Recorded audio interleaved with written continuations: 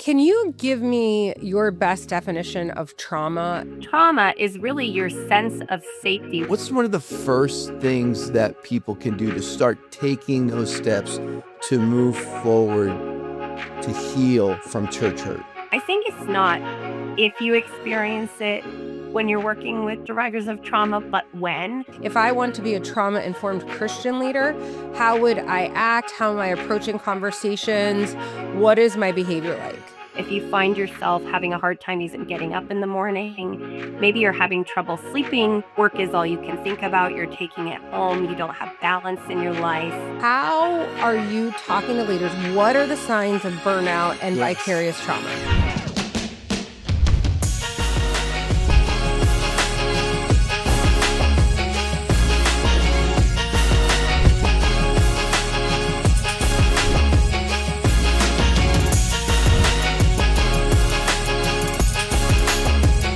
Welcome to Project Healed, the bridge between trauma, faith, and wholeness, with your hosts, Bob and Erica Hazlett.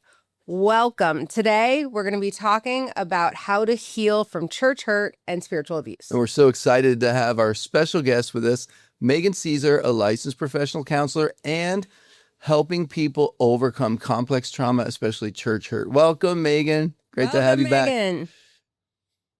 Hi, Bob. Hi, Erica. So good to be here. Yeah, so I just kind of want to start with how you and I met.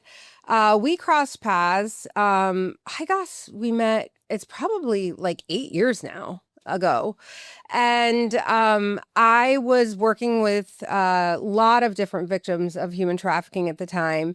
And there was one victim survivor that I was working with who needed more specialized services than I could provide or our organization could provide at the time.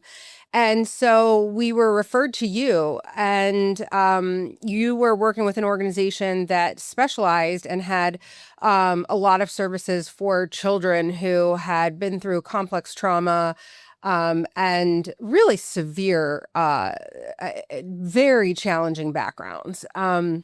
And then we kind of collaborated on how to work with this client, and that's how we met. So did I miss anything? No, I don't think you did. And then I think we reconnected at a prophetic conference years later. Yeah, And I briefly Bob was caught speaking. you guys when Bob was speaking, and right after you're about to leave, I remember you were rushing to get to your flight. Oh, I kind of remember that. And did we pray for you? You did. You prayed for me. How'd that go? You know, I didn't know it at the time, but I was reflecting on that probably about a month ago and thinking about, some of the very things that you guys prayed for at the time are really the season that I'm in now. I was in a season where God was getting ready to move me from a ministry where I was pretty burnt out and overwhelmed and serving other leaders' vision, and the Lord has moved me in the last little over a year into something new. And I was reflecting on how you guys and coming back in contact with you that day were really instrumental in that in a lot of ways. That's so great to hear. We are having this conversation about how we can help people heal. Project Healed is the word project means it's an ongoing process, right? So healing isn't just an event. It's a process, and we want to have a conversation being part of that process. And one of the things that in our conversation with you beforehand, as well as some of the things that you've written, we see that you've really been able to give language for how people can, name the pain of what they feel. But we want to also start to now ask you, how can people start to heal? So I want to ask you, what's one of the first things that people can do to start taking those steps to move forward to heal from church hurt? Yeah. So one of the first things is first understanding what took place. So a big part in therapy is giving people the language that this was trauma, giving them the language of what they've experienced, and helping restore their sense of safety. Because one of the things with trauma is really your sense of safety, whether it be physical safety, emotional, spiritual, have been disrupted. And so helping someone restore their sense of safety, both emotional, physical, spiritual, and regulating their nervous system is a really big part of the initial stages of healing. Give Yeah. me some things. What do I do to regulate my nervous system? That's a loaded question.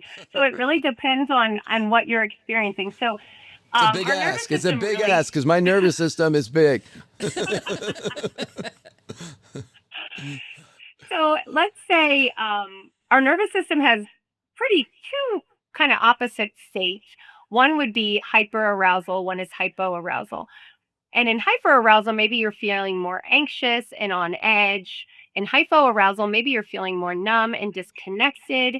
And so different things would work for each of those things. But let's say if we take feeling really anxious, something you might want to do is learn some grounding techniques, learn how to even breathe properly.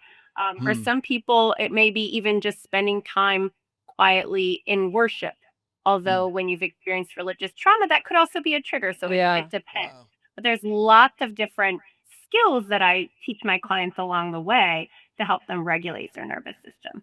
One thing that I've noticed with working with victims of trauma and also sexual exploitation, children who are trafficked, is that one of the things that we have to work to do, especially when a child would first come into our care, is to help them to come out of fight or flight. Hmm. And that may sound really challenging or really easy. I don't know, because once someone has gotten so used to being a victim of trauma, they can have a trauma response to other people who may be trying to help and not hurt, Hmm. but it all feels the same, because especially if the trauma came from within the family or within the home, or if it was extensive, it was really complex, then I think what happens, especially, if I'm just talking about children that I've worked with, is that you can find them fighting or trying to flee from safe people, or at least people who are a lot safer than what they had experienced, because that's kind of where their nervous system is locked in. So could you explain to me a little bit, Megan, about the fight or flight response, especially with victims of trauma, and how it works and how to heal it? I'm going to explain to you kind of the four core S of the fight or flight response, because there's fight, flight, freeze, and fawn that I think are probably the most prevalent for most people. And really, they're automatic survival response to feeling threatened. I mean, that's the Okay. easiest way to explain it. And when you're in fight, if we take it in the context of spiritual trauma, you might be operating more in a place of anger, or your emotions are really high. If you're in flight, it might be you want to withdraw, you want to leave, you want to avoid difficult conversations. When I was working with young people who had extensive trauma, flight a lot of times looks like running away, and fight sometimes looked like literally fighting. Freeze could be more you're feeling stuck, you feel more disconnected, you might feel a little more numb. And then fawn is one that's less talked about, but that's really when people get into a place of people pleasing, ignoring their own needs just to keep the peace. And it's a way that they've learned to survive in trauma, that you stay safe if you don't express what you need and you try to please the person who's harming you. That was really helpful. So, can you give me your best definition of trauma, and what's the difference between, an emotional hurt or a core hurt Hmm. and trauma? That's a good question. I think the big difference between an emotional hurt or a core hurt and trauma is trauma really overwhelms your sense of safety or your ability to cope. So there may be hurts that happen in our lives that they're impactful, but they don't completely overwhelm our system where we cannot cope, or where we feel really unsafe. So that could be psychological, physical, spiritual. It really overwhelmed our sense of safety, security, our view of the world, and our ability to cope with that. And then if I'm going to be a trauma informed leader, and let's just be really direct. If I want to be a trauma-informed Christian leader, how would I act? How am I approaching conversations? What is my behavior like? I think first and foremost, are we modeling the leadership of Jesus that he showed us, right? Because that's our best example. But when I train leaders on trauma informed leadership, one of the big Hmm. things that I talk to them about is it's really about knowing your people, caring for your people, meeting them where they are, and seeing them through a lens that everybody has their own life experiences, their own needs, and you have to address them and adjust accordingly. So, when I was getting my master's degree in social work at UC Berkeley, I worked at Oakland Children's Hospital in the center of, well, I interned. It was my internship, and I worked at the Center for Child Protection, which is one of the top centers for children who had been physically, emotionally, or abused. And I was a therapist. And so a child would come into the hospital. And these were the cases that were, the most challenging, that they'd come into the hospital and been referred for therapy at the Center for Child Protection. And I would be doing therapy with a child, whether that was play therapy or sandbox therapy or talk therapy, and there was cameras all throughout the room. And after every session, I would meet with the director, and she would go over how I was talking with the child. And for example, Hmm. like if a child was sharing an abuse story, I did not know this beforehand, but if someone's sharing something that's making you uncomfortable, because it is uncomfortable to hear about, you know, difficult things, like really terrible experiences that someone's gone through, your voice might go up at the end, which actually would shut it down. Even just your voice tone is saying, I don't want to hear anymore. Your body language might shut down. You might start holding yourself, or you can change physically when someone's sharing with you in a way that they're going to read. I mean, keep in mind, like, what, 90% of communication is nonverbal. So like there's ways that we can actually show up as trauma informed leaders that also includes our body language. And one thing that I really talk about is, and I really believe, is that if you're working with someone who is smaller than you, or if you're going to have a conversation where, they need to feel empowered. Now, I'm 5'9", so I'm not super tall, but I'm pretty tall for a woman. And so I oftentimes sit on the floor so that this way the person's looking down at me. Because if somebody feels who's been through a lot of trauma, if somebody feels like they've been encountered by a very large person, right away you could send them into fight or flight Yeah. when you haven't even said Yeah. anything. Or I make sure that their back's not against a wall, because just that can make someone feel like, oh, I have to go into fight or flight, and the person hasn't even said anything yet. So I make sure that if I'm having a difficult conversation, to the best of my ability, especially if there was a child I was working with, that I would lower my tone. I'd slow down my words, not in a way at all that would be demeaning, but in a way that's caring. I do my best to sit on the ground, maybe offer food or something to drink, like, so that there could be just a feeling of safety in the room. Like, Yeah, I'm that's not here to hurt, I'm here to help. Yeah. What are some of the tips that you could give, Megan, to leaders to help them to understand how to have a trauma-informed approach in their leadership and conversation style? Yeah. So that's a great example you used because as a therapist, when I worked with youth, I sat on the floor a lot, and people would always say, "Why are you always on the floor?" Because you're decreasing the power differential even when you come down That's Yeah. below good. That's good. someone Yeah. or more to their level. I think what you said is really key. It's about tone. It's about an atmosphere of safety. I used to set my office up in such a way that people could choose where they sat. So my Yeah. staff could either sit Mm. next to me, they could sit across from me, and the same with my clients. They could pick where they sat and felt the most safe, and I allowed them to do that. I think that opened people up to be able to talk more freely when they were in a setting that felt comfortable. Also, really being careful with your words, especially as a leader, not always leading with criticism. Um, making sure your staff know you also care about them as a human beings, that they're not just a machine to come and produce results for you or for the ministry is really important. Getting to know them as fellow human beings, their likes, their dislikes, their family, and not every conversation you have with them being just about work and the mission and everything that you need to do.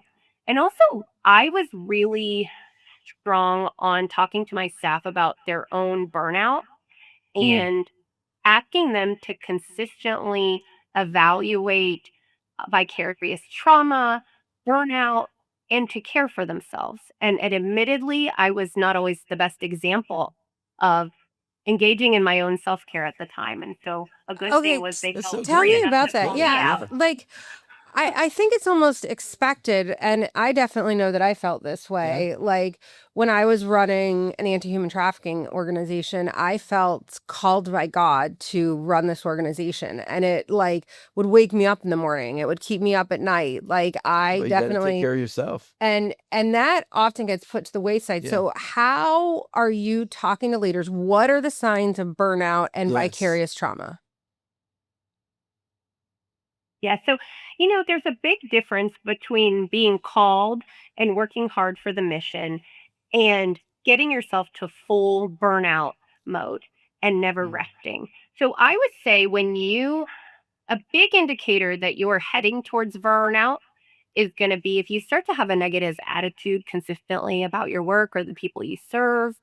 If you find yourself having a hard time even getting up in the morning, if you maybe you're having trouble sleeping, work is all you can think about, you're taking it home, you don't have balance in your life. And vicarious trauma, I think it's not if you experience it when you're working with survivors of trauma, but when, there's always going to be a possibility that it starts to impact you on a deep level if you're not taking care of yourself properly. But you might start to feel like you're experiencing your own trauma symptoms as a result of something you Yeah. heard, or you're really like, you can't get a certain story out of your head. And I would say probably most people who work with extreme trauma can reflect back on their career and go, yeah, that one thing, it never left me. That's Wow, so that's strange powerful. because I've heard so many stories of, firsthand. I'd be the first one that a child would talk to after they'd been recovered from human trafficking. And then there's these random stories along the way of, one of my team members, their dog died, and I'm not going to go into it and share the trauma with you. But while you were talking, I'm thinking of that, and it's like While you're it's talking, you're so, traumatizing me. yeah, it's like I'm remembering, but it's so I'm experiencing odd. vicarious trauma right now. Let's just wander into my psyche, Megan. So I think that like what is very odd is that you could hear 100 stories as a church leader. People tell church leaders very traumatizing things, even for Yeah. the leader to hear sometimes because, they're working things out. But only these certain things stick out. So when you get a story and you're like, okay, I felt that vicarious trauma through that story, what do you do? First, I want to say I think certain things stick out for different reasons. Maybe we have our own areas that the Lord wants to shed light on and we need some healing. Or it could be we genuinely were not taking good care of ourselves in the time at that time. And so something kind of stuck more. But for me, I think one of the most important things that I have learned, the Lord told me really early on in my journey as a therapist. I can remember it so vividly. I was driving down the road and I was consumed with something a client of mine was going through. And I may have been a therapist a year, and it was a really intense human trafficking case. And the Lord said to me, it's not your responsibility that they get healed. It's mine. Like you're not responsible for that they heal. Your responsibility is to show up, to love them well, to represent me well, even if you never get to speak of me, and to provide the treatment that you're trained to give, and then to take all of that you hear and leave it at my feet each day. And you can intercede for your clients. And so I've really tried to practice that. And I think it's something that has helped um, prevent me from becoming disillusioned and discouraged in serving trauma survivors. And then also really good supervision, good peer relationships of people you can talk to. That has been vital for me. Even now, I'm in a solo private practice, but I have two other providers who also have solo private practices, and we meet regularly, support and consult with one another to hold each other accountable. And it's really helpful. This is all helpful. This is extremely helpful stuff. I have to say, sitting here with two trauma therapists, I'm maybe experiencing a little bit of that trauma. What do you call that? Vicarious Vicarious. I'm checking my body language. I'm like making sure my nervous system is regulated. Actually, the things that you gave, like these practical tips, grounding, and I, went through a traumatic brain injury several years ago, and I had to recalibrate my nervous system. I know the difference between my sympathetic nervous system, my parasympathetic. Grounding is literally just, walking in the grass, bare feet, sitting by the water and hearing the sound. And when I first heard about that, I thought, well, that sounds, strange, but it's actually in the Bible. Psalm 23, David, he leads me beside quiet waters. He walks me before still pastures, so that's like, our body's made for that. I kind of got that. And you talked about the breathing, which I was trying to practice that as you guys were having your trauma-informed conversation. But the one thing that stuck out to me is you talked about people having trouble worshiping because they've been hurt. And so I was trying to relate to that. I'm trying to think about the person watching this and trying to you're giving them these great tools. I remember a time that I went through a time that I couldn't vocalize prayer. I couldn't pray to God because I had prayed for a specific thing to be healed, to change, and I didn't get an answer to prayer. So I was struggling with praying. I didn't want to pray to God and ask him things. So for about a year, I could only pray Psalm 23. The Lord is my shepherd, I shall not want. And I would just pray that, but that was my prayer. Can you speak to that person who doesn't want to go to church? They don't want to listen to worship music. They're not even sure they want to pray. What is some first step that they can take to start healing, not just their nervous system, but their trust with God and maybe then their trust with community? I think a big part of that is looking at some lies that may be crept in through their trauma. And so what I find is that a lot of times when there is a block in someone's relationship with God and they feel like they can't trust them or trust him, or they feel like they can't connect with him anymore, they're usually believing a lie. For example, God abandoned me, or he's not really a good father. Or if he really loved me, I wouldn't have gone through this. And I think, gosh, most of us has probably experienced those moments where we can't pray and maybe all we can do is sit in God's presence, right? And try to hear from him or let worship music come over us. But for some people, that's so triggering that they have to start slow with going, okay, who is God really to me? Like before the pain from man, before the opinions of man got in there, was there a foundation? Because for some people, they had a foundation and then they were wounded and they can go back to that foundation.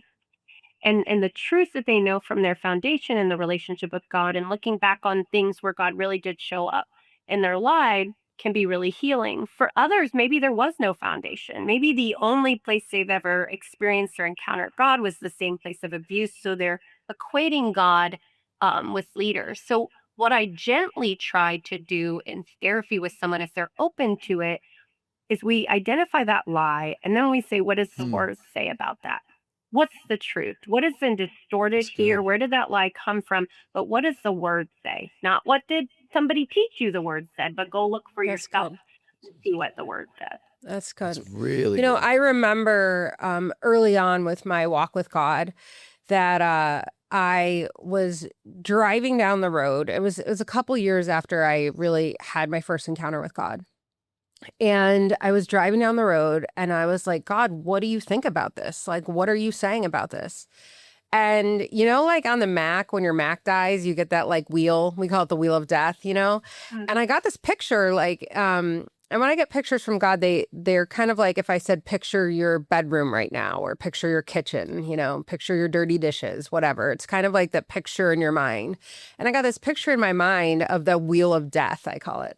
And I realized, oh, wait, I've been so focused on saying, God, what are you saying? My own relationship with myself has become like I got so focused after I became a Christian on asking God, what are you saying? What are you saying? That I had actually lost, well, what do I think about that? Like what do I think, let me bring myself back and let me build that relationship back with myself. And I think that like that's really important as we are healing, that we're healing our relationship with God if that's been damaged, and we're healing our relationship with ourselves if that's been damaged. And it gets damaged in a lot of ways. And I think overworking, or like you're saying, not sleeping, or being over dedicated to ministry, those are all ways that we can lose that relationship with ourselves.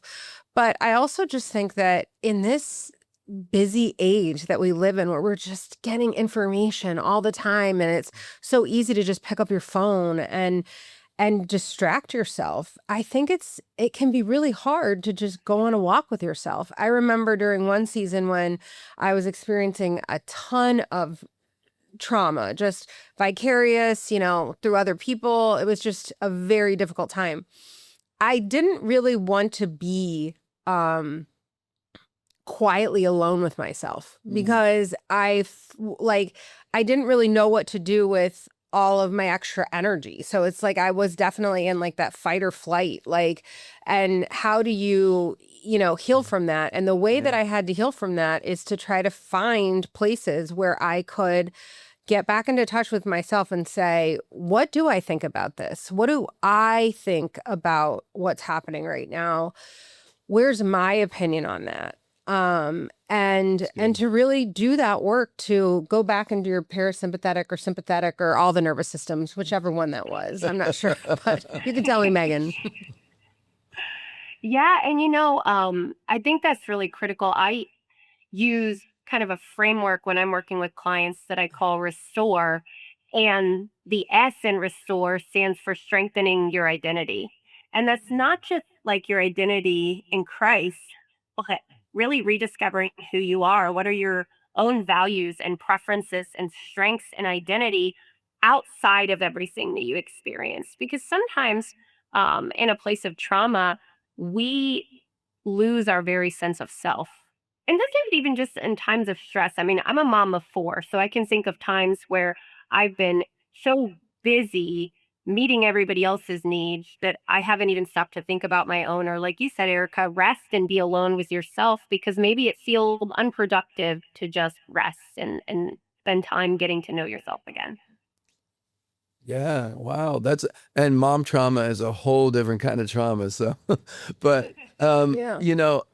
that's a topic that I would love to talk a little bit more about, how church hurt actually hurts a person's relationship with themselves, because you've mentioned it Yeah. before.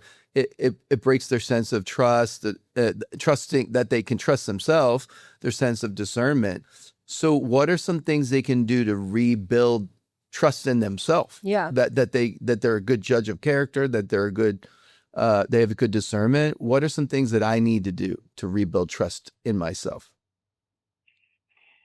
Yeah, sometimes it's actually starting in really small ways, like being willing to make small decisions without checking someone else's opinion. Because sometimes when you've been in a really controlling environment, Yeah. you have been so used to every decision you make being run through somebody else. And So you good. have to get to a place where you're comfortable making decisions on your own. And I'm not talking the big earth shattering decisions, but even just our basic everyday decisions. I can think of talking to a friend who had stepped out of a really toxic ministry environment. And one of the things that was really challenging for her was staying home from service when she was 6, because it was so twisted and shamed and distorted in the environment she had been in. And so when she was moving into a new season of her life and now she's in a new church, little things like that would creep up where she felt like she couldn't even trust Yeah. herself to make the Yeah. decision of whether she was sick or well enough to go to church. And that's Wow. such a small, like seemingly small thing that shows the profound impact that can Yes. control and shame can have Yeah. on you. Yep. Powerful. That's so powerful. Yeah, it's really And so now the shame mhm. it comes into the equation. So shame makes me feel like I can't come out and say what I'm feeling or what I'm experiencing. So what are the things that people need to do to heal from that? So you're saying maybe it's make a decision like I don't have to go today on this. It's Sunday. Like, is there anything written in the Bible that says I have to be there every Sunday? What are some other things that you advise people to take steps back into relationship with themselves, with God, and with spiritual community? Yeah. One other thing is teaching people to kind of listen to their intuition or their gut again. A lot of people, when they're worried that they've lost their discernment, think, how can I trust my intuition? How can I trust my gut feeling? And so teaching people to listen to their bodies and to see that they may have always, that they go back and look on their experiences, there may have been a check in their gut previously. So it's not that your discernment was completely broken, just didn't know how to move forward. So paying attention to what signal you get in your body when you're thinking of making a certain decision, spending time with God and allowing yourself to hear from Him on your own through scripture, through prayer, and not feel like there are people that maybe have been in environments where they felt that they've had to chase the prophetics or chase someone in spiritual authority to make decisions in their life or to have encouragement, that they almost lost the foundation of their own relationship with the Lord. Yeah. And so I think it's really getting people, go back to the basics of the Lord being your first love and being in active communication with Him, not in this always having to be this structured way. One of the things I often tell people is like, you can be in some environments where you've been told if you don't spend this amount of time in prayer or this much time at church, you're just failing, right? But one thing the Lord has taught me in my own life is no, it's where I meet you, even in your everyday thing, that sometimes is the most impactful. When I'm driving in the car or doing the dishes or dealing with, a problem that my kid had at school, he can show up there if I choose to incorporate him into everything I'm doing. And so I think learning how to do that or relearning it Yeah. and unlearning the negative things that you learned can help you to begin to kind of trust yourself more and trust God. And then going into spiritual community, that's a whole different level of really learning boundaries, and when it's okay to set them and what healthy boundaries look I want to like. talk to you about that, Megan. So I want to shift a little bit back into church leadership and how we do healthy church leadership. Good. So I think it's really important for us as leaders, and even it doesn't matter if you're a leader or not, to understand that there's some people who may feel safe to everyone else in the world, but for whatever reason, they just might not feel safe to you. And I think that that's really important that we allow ourselves to say that, yes, all the people at my youth group love this pastor, but for whatever reason, I just don't feel safe with him. And I feel like, it's not about building a case. You don't have to write down 32 things that you don't like about the pastor. It's not about that. It's the reality that sometimes even a person in a trusted environment who's trusted by the other people might have an agenda that might not be protective of you. So, for example, if they want to have, a really large youth group and you're you might be the superstar. So they're going to just put you up there all the time, even when you're not ready. Or maybe they want to have a really small youth group and you keep bringing all these people because you're evangelistic and they want to get to know people. And so you might start to find out that like different people have different vision. And as that vision comes out, I think that we can just find that there are just natural conflicts. Like in reality, and this is hard for me because I'm an Enneagram 2, so I'm the helper, if that means anything. Probably does to you, Megan. I don't think Bob's even done the Enneagram, but Myers-Briggs, yes. Yeah. Strength finders, yes. So it's hard for me to really get to a place where it's like, we don't have to like everyone all the time. Now that comes really naturally to some people. Some people love to debate, you know, and some people love to get into an argument. I actually don't. Like, I'm not on Threads or X for a reason because I just think, oh, whoa, that just seems like a lot of fighting, you know? But so my heart is to heal. My heart is to see people restored. My heart is to see people feel like they are living their best life in freedom. Yeah. But I think that as leaders, we have to understand that it's okay if somebody doesn't feel safe with you. And that doesn't even have to be a reflection that you are unsafe to everyone or you are an abuser, because it isn't even naturally that. It actually just might be, no, you know what? This isn't a good match, or this isn't a good match for right now for where you're at in your spiritual development. And I'd love to hear more of your thoughts, Megan, about what healthy leadership looks like, because I do truly think that as leaders, we have to accept that we're not going to be perfect for everybody. We're not going to be. We're not Jesus. Jesus is Jesus. We have to lead people to Jesus, not to us. So it's like, I'd love to hear, what do leaders need to do to make them healthy? Yes. No, first of all, that's so good because I feel like the church is one of the only places we do this where it's such a big deal if somebody wants to choose somebody else. Like if someone wants a new therapist, not a big deal. If you want to choose your doctor, not a big deal. Yeah. But all of a sudden, this church isn't for you, and the sky is falling. So I think as leaders, good point. That's a really good point. Yeah. Like I need a new doctor sometimes, you know? Yeah. It's okay. Like, yeah. Right. Not everything is personal. I mean, I think first and foremost, I would say leaders, do your own work. Look at where you still need healing.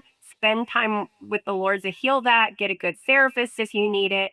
Because I think that a lot of abusive leadership comes out of someone's own trauma, rejection, wounds, things like that. But also really creating a culture that values people over the mission and performance, I think, is important.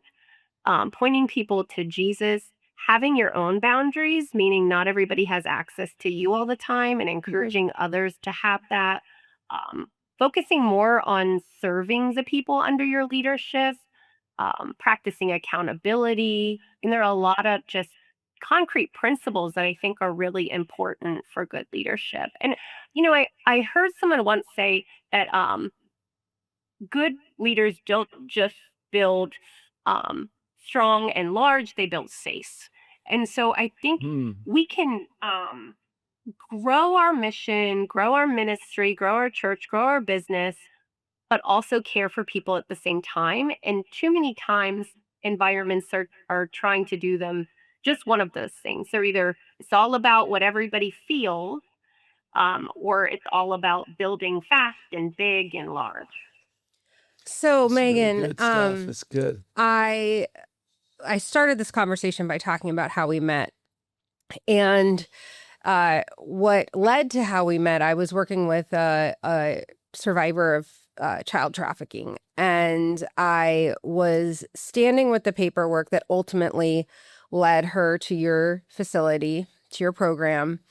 And I was standing in the hotel lobby. I was in Austin, Texas. I will not forget this moment. And I was in my own moral injury because I knew that I can't get into the background, but I knew that this was going to be a very deeply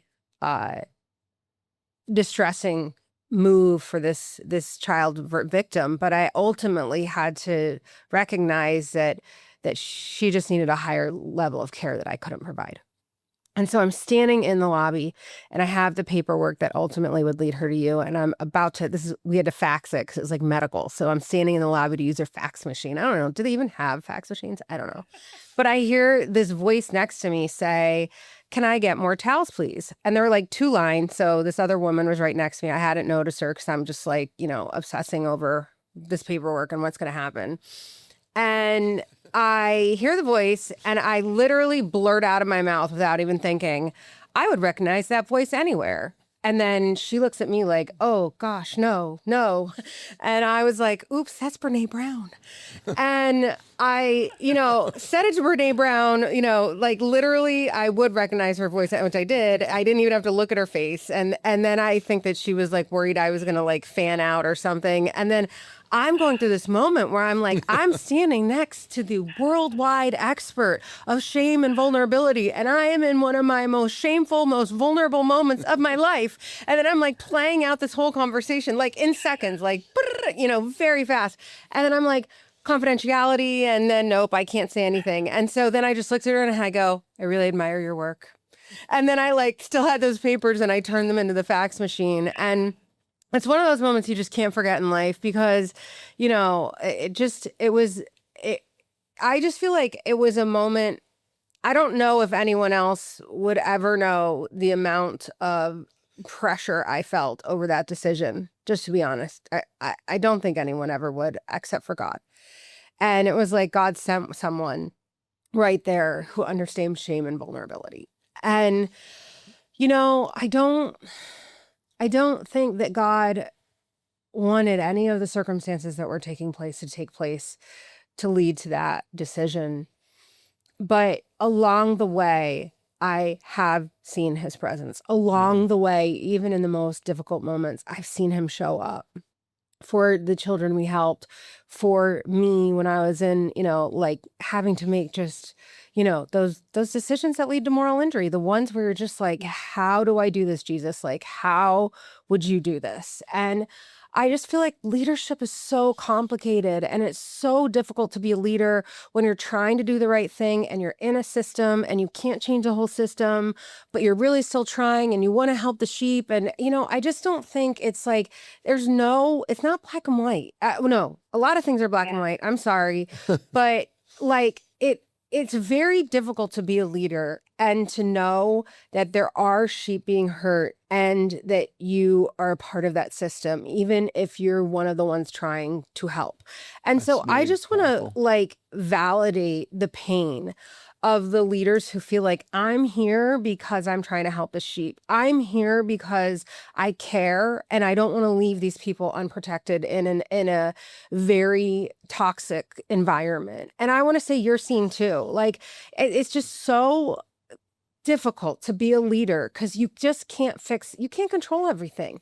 You can't control how other real people respond. You can't. And so you must feel that too, Megan, sometimes, right? You just must feel like I'm trying to help. Yeah. And that's what this healing conversation is about. So what last thing would you want to say to those that are trying to, heal from their pain, or to leaders who want to try to help heal people? Yeah. Yeah, I think to leaders, Erica, you pointing out vulnerability, and I think that's a really important part, that a lot of leaders don't feel the freedom to be vulnerable with what they're also carrying. Yeah. And it's okay to an extent be vulnerable on some level with your team, but also have other people around you that you can be vulnerable with, that can sit with you in the times of moral injury where you had to make a decision that is the right one, but is also deeply painful, where you're navigating systems that need to change, but God hasn't quite led you out of them yet. I think that's one of the hardest things, is when you're in a system that isn't healthy, but you also know the Lord's not moving you yet. And it's this deeply painful process. And have people that you can share that load with. And you are not responsible for fixing every aspect of the system. Yeah. That God's only given you this really small part. And as far as, people healing from religious trauma or any kind of trauma, God will meet you there. He's not afraid of the mess or the complicated emotions or the pain or your anger.